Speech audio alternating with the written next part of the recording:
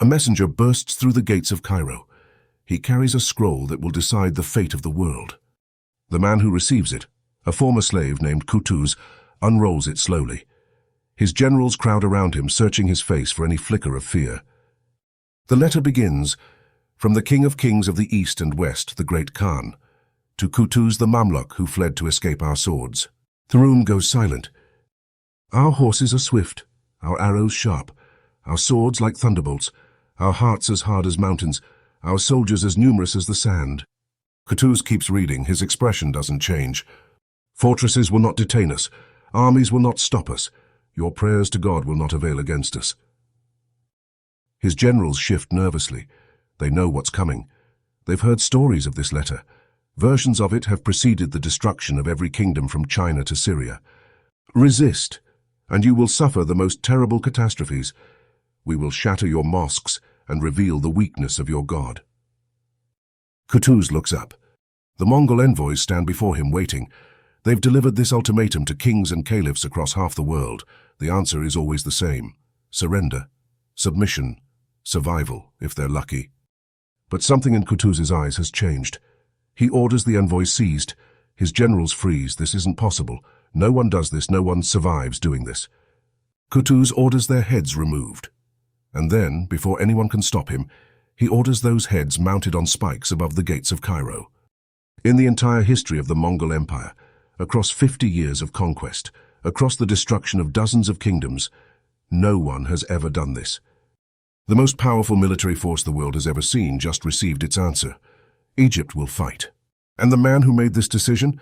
He used to be a Mongol slave. Here's what you need to understand about the Mongols. They didn't just conquer, they erased. In a single generation, they had built the largest land empire in human history. Their armies swept across Asia like a plague. Kingdoms that had stood for 500 years fell in 5 weeks. Cities with populations in the hundreds of thousands became mass graves. Their strategy was simple: surrender immediately and maybe you live. Hesitate for even a moment, and every man, woman, and child in your territory dies. This wasn't a threat. It was a promise they'd kept dozens of times. Historians estimate the Mongol conquests killed 40 million people. That's 10% of everyone alive on Earth. And by 1258, they'd turned their attention to the crown jewel of the Islamic world, Baghdad. 500 years of civilization, the House of Wisdom, the greatest library ever built. Scholars from every corner of the known world, mathematics, medicine, astronomy, philosophy. 1 million people who thought they were safe behind ancient walls. Hulagu Khan, Genghis Khan's grandson, arrived with 100,000 warriors. His message was simple: open your gates, now. The caliph refused. He had no idea what was coming. The siege lasted 12 days. Mongol engineers breached the walls. Their assault troops flooded through the gaps. And on February 10, 1258, Baghdad surrendered. What happened next still haunts the region. For 7 days straight, the Mongol army was unleashed. They moved through the city systematically, street by street, house by house. No one was spared. The Tigris River ran 2 colors that week: black with the ink of destroyed manuscripts, red with blood. The House of Wisdom, centuries of irreplaceable human knowledge, burned. Scholars were executed alongside their books. Priests were killed in their mosques, children in their cradles. Estimates of the dead range from 200,000 to over 1 million. And the Caliph, the spiritual leader of the entire Islamic world. The Mongols had a rule: royal blood must not touch the earth. So they wrapped him in a carpet, laid him in the street, and rode horses over him until he stopped screaming. The Abbasid Caliphate, the 500-year-old heart of Islam, was gone in a week. Hulagu didn't pause to celebrate. His army turned west. Damascus fell without a fight. Aleppo was sacked and burned. By early 1260, the Mongol Empire stretched from the Pacific Ocean to the Mediterranean Sea. Every kingdom between them and Egypt had been destroyed. Now there was only one target left. The man standing between the Mongols and total victory was not born powerful. Saif al-Din Qutuz was born a prince of the Khwarezmian Empire, one of the first kingdoms the Mongols annihilated. His family was killed in front of him, his homeland erased from the map, and the young prince was captured and sold into slavery. The Mongols themselves gave him his name, Kutuz. It meant savage beast. Because even as a child, even in chains, he fought like a cornered animal against anyone who tried to break him. He was eventually sold to Egypt. And here's where his story takes an unexpected turn. Egypt had a system unlike anywhere else on earth. The rulers bought young boys, usually captured from Turkish or Central Asian territories, and trained them from childhood as elite warriors. They learned combat, strategy, governance, Islamic law. Then, when their training was complete, they were freed. These former slaves were called Mamluks, the owned ones. And over generations, they had become the most formidable military force in the Middle East. More importantly, they had become the real power behind Egypt's throne. Kutuz rose through their ranks with terrifying speed. He was smarter than his rivals, more ruthless, more ambitious. By the time Baghdad fell, he was the shadow ruler of Egypt, the man who actually controlled the young boy sultan. But shadow rulers don't defeat armies. When Hulagu's letter arrived, the Egyptian court erupted in panic. Generals argued for surrender. Advisors begged for diplomacy. Everyone had heard what happened to kingdoms that resisted. They wanted to negotiate. Kutuz listened. Then he spoke. "O emirs of the Muslims, for too long you have lived off the treasury while avoiding war." The room fell silent. "I am going forth to meet the Mongols. Whoever wishes to fight, follow me. Whoever stays behind, God will judge him." Then he announced he was deposing the boy sultan. He was taking the throne himself, and his answer to Hulagu would be delivered on spikes. Egypt was out of time. Hulagu began mobilizing everything he had. The largest Mongol army ever assembled in the region would descend on Cairo. Kutuz had signed his own death warrant. But then, impossibly, something changed. A messenger arrived from Mongolia. The great Khan Monka was dead. This was a crisis. Monka was Hulagu's brother. His death meant a succession struggle, and Mongol tradition demanded that all princes of the blood gather to elect the new Khan. Hulagu had a choice: stay and crush Egypt, or return home and protect his political future. He chose to leave. But he didn't abandon the campaign. He left behind his most trusted general, a Christian warrior named Kitbuka, with 20,000 troops and simple orders. Destroy the Mamluks, bring Kutuz's head back in a bag. Kitbuka was confident. The Mongols had never, not once in 50 years, lost a battle. Why would this be different? Kutuz saw his window. The moment he learned Hulagu was gone, he assembled every soldier Egypt could field. 12 to 20,000 men, roughly equal to Kitbuka's force. But matching the Mongols wasn't enough. Every army that had matched them was now ashes. He needed an edge. He found one in the last person he expected. Baybars was a killer, not a warrior, not a general, a killer, in the purest sense of the word. Where Kutuz was calculating, Baybars was explosive. Where Kutuz rose through politics, Baybars rose through violence. He had personally led the forces that annihilated the Seventh Crusade. He was feared across the entire region, and he absolutely despised Kutuz. The two had been rivals for years. There were rumors Baybars had tried to have Kutuz assassinated. Bad blood, deep hatred, the kind that usually ends with someone dead. But Baybars had something Kutuz desperately needed. Before becoming a general, Baybars had been a fugitive. He'd spent years hiding in the hills and valleys of Palestine, the exact terrain where the Mamluks would have to fight. He knew every ravine, every spring, every place where an army could disappear. Kutuz swallowed his pride. He sent a message: "Join me, lead my vanguard. Help me destroy the Mongols and I'll make you governor of Aleppo." Baybars accepted. The two deadliest men in Egypt, men who would happily murder each other under different circumstances, were now marching toward the same enemy. But even together they faced a fundamental problem. The Mongols had never been beaten in open combat. Their cavalry was legendary. Their horse archers could hit targets at full gallop. Their discipline was absolute. Matching them in numbers meant nothing. Kutuz and Baybars needed to make the Mongols fight a different kind of battle entirely, and Baybars knew exactly where. Jalut. The name means the Spring of Goliath. Legend held this was where David killed the giant, a narrow valley in the Jezreel region of Palestine, hills rising on both sides, rocky, uneven terrain. Baybars recognized it immediately. This was the place. Mongol cavalry dominated on flat, open ground. Their unshod ponies could cover enormous distances at incredible speed. Their archers could maneuver freely, surrounding and destroying enemies from all sides. But in a narrow valley, with rocky terrain, where they couldn't flank or retreat, their advantages disappeared. The plan was simple, brutal, and required perfect execution.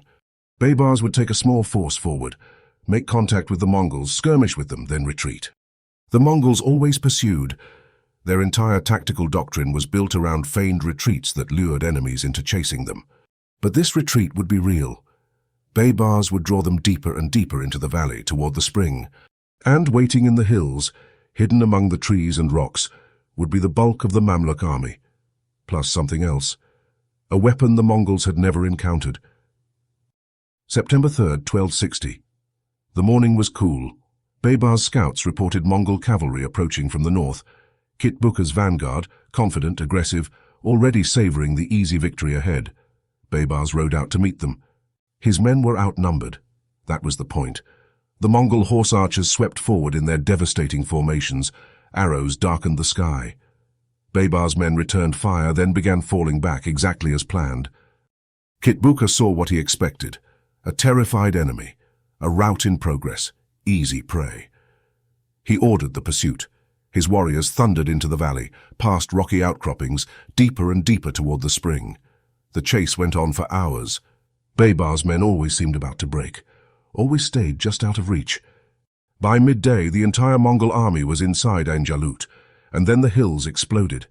Thousands of Mamluk cavalry erupted from hidden positions on both sides. War drums thundered, horns screamed, and then came the sound that changed everything. Boom, boom, boom. The Mamluks were carrying hand cannons called midfar in Arabic, primitive firearms. They couldn't kill at range, but they could do something almost as devastating. They made a sound like the world ending. Mongol horses, trained for every form of combat, had never heard anything like this. They panicked. They reared. They threw their riders. In the critical opening seconds, the Mongol formation dissolved into chaos. Baybars wheeled his vanguard and charged directly into the Mongol center. The hidden forces crashed into their flanks. The trap had worked perfectly. But the Mongols were still the Mongols, even surprised, even outnumbered, even with their horses panicking. Kit Booker rallied his men with a discipline that almost defied belief. Within minutes, the scattered Mongol cavalry had reformed into fighting units. They counterattacked with devastating fury. The battle devolved into a grinding, bloody melee. For an hour, neither side could break the other. Then the Mamluk left flank started to crumble. Men began fleeing. Officers screamed orders that no one followed.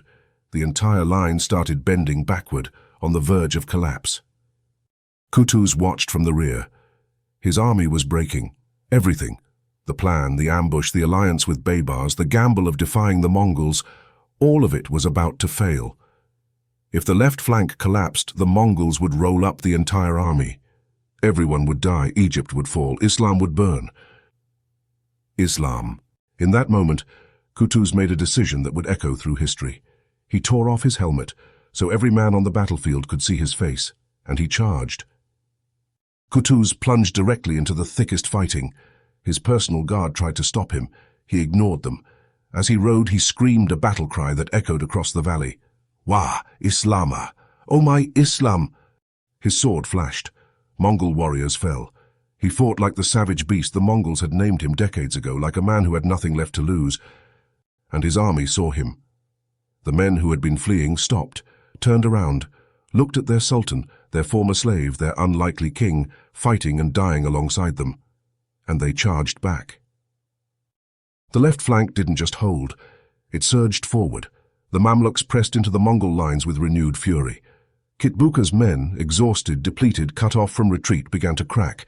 The general himself was surrounded. According to some accounts, Kit Booker died fighting, cut down while still swinging his sword, refusing to surrender.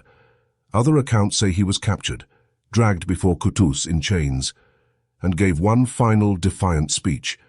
Do not pride yourself on this day. When Hulagu Khan hears of my death, the ocean of his wrath will boil over. From Azerbaijan to Egypt will tremble with Mongol horses. Kutuz's response was simple. He ordered Kit Booker's head removed. The Mongol army, what remained of it, fled north in chaos. The Mamluks pursued them for miles, cutting down stragglers, ensuring no force survived to regroup. When the killing finally stopped, something impossible had happened. For the first time in 50 years of conquest, the Mongols had lost. The news spread faster than horses could run. Within days, Damascus rose against its Mongol garrison. Within weeks, Aleppo drove out its occupiers. The puppet rulers Hulagu had installed were dragged into the streets and killed. The Mongol tide, which had seemed as unstoppable as the ocean, was receding. Hulagu received word of Jalut while still in Mongolia. He was furious. He wanted to gather every warrior left in his empire, march back west, burn Egypt from the map. But it was too late. The succession crisis had exploded into civil war. Berk Khan, Hulagu's own cousin, had converted to Islam. He was horrified by the destruction of Baghdad, the murder of the caliph. Berk attacked. Hulagu found himself fighting his own family instead of avenging Jalut. He would spend the rest of his life locked in a Mongol civil war, never able to return to Egypt, never able to complete his conquest. He died in 1265, broken, defeated, his dream of world domination unfulfilled. The Mongol Empire would never recover. It fractured into rival khanates that spent more time fighting each other than conquering new territory. The Western expansion was over.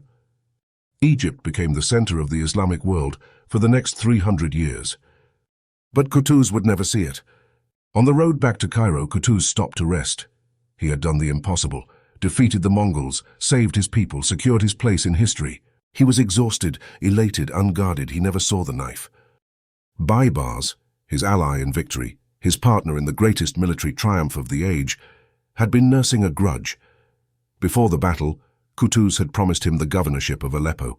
Now he seemed to be reconsidering. Some say Baybars wanted power. Others say he feared Qutuz would eventually turn on him. Whatever the reason, he gathered conspirators. When Qutuz dismounted near a small oasis, Baybars approached him. As if to kiss his hand in gratitude, instead he drew his blade. Qutuz, the slave who became a sultan, the man who stopped the Mongols, the savior of Egypt, died in the sand, murdered by the general who helped him win. Baybars took the throne. He would rule for 17 years, expanding the Mamluk Empire, driving out the last crusaders, building on the foundation Qutuz had laid. History remembers them both, one for the impossible victory, one for the empire that followed. The Mongols tried again. Several times over the next 40 years, they assembled armies and marched on Egypt. Every single time they were turned back. The spell of invincibility had been broken. If Jalut had gone differently, if Qutuz had surrendered like everyone expected, if the trap had failed, if the left flank had collapsed, the Mongols would have taken Egypt. From Egypt, they could have swept across North Africa to Gibraltar. Combined with their forces in Eastern Europe, they would have held the entire Old World in a pincer grip. Some historians believe the Renaissance might never have happened. The trade routes that enriched Italy would have been under Mongol control. The political structures that allowed independent city-states to flourish would have been crushed. Instead, a valley called the Spring of Goliath became the place where another giant was slain. Qutuz was a slave who refused to accept his fate, a refugee who turned his trauma into power, a man who looked at the most terrifying force in human history and said no. That single word, backed by cunning, courage, and an army of fellow outcasts, changed everything. The Mongols had conquered half the world, but they couldn't conquer a man who had already lost everything.